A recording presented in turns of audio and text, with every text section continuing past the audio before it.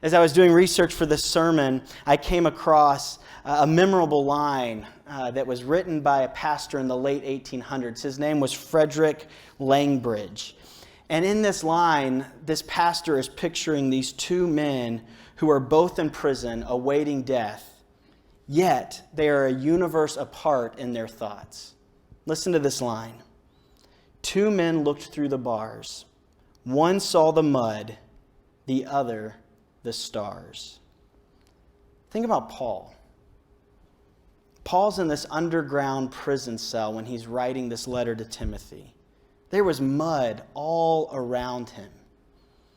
He was nobody.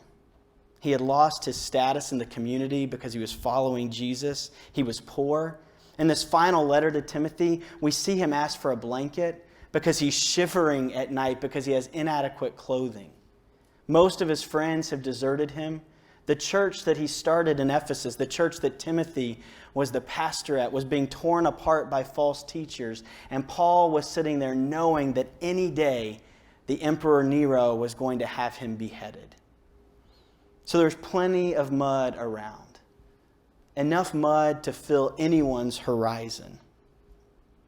Yet, Paul looked up and saw the stars. Paul dies seeing the gospel. So let's look together at these last words of Paul. We're going to be in 2 Timothy chapter 4, starting in verse 6. For I am already being poured out as a drink offering, and the time of my departure has come. I have fought the good fight. I have finished the race.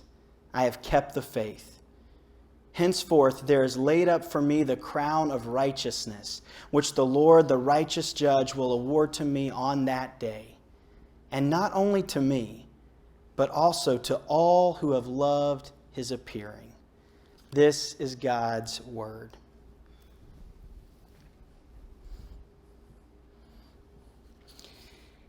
In verse 6, we see Paul face his death. He talks about death both as dying and as departure, which evokes this imagery of both sacrifice and a journey. He starts it off by saying, for I'm already being poured out like a drink offering. Now this, to the original readers, would have evoked a vivid image of a Jewish custom, a custom in which they would pour out wine at the base of an altar as part of their ritual sacrifice of a lamb. And Paul wrote earlier, 5 years earlier, to the people of Philippi in Philippians 2:17. He said, even if I am poured out as a drink offering upon the sacrificial offering of your faith, I am glad and I rejoice with you all. Paul was talking to them about the possibility of his death, but now it's actually happening. He's writing Timothy and he's saying, this is happening right now. But as I was thinking about it, this has been happening all of Timothy's life, all of Paul's Christian life. He lived his life being poured out as an offering. One commentator said this of Paul: from the time of his conversion on the Damascus road, everything he had was given to God.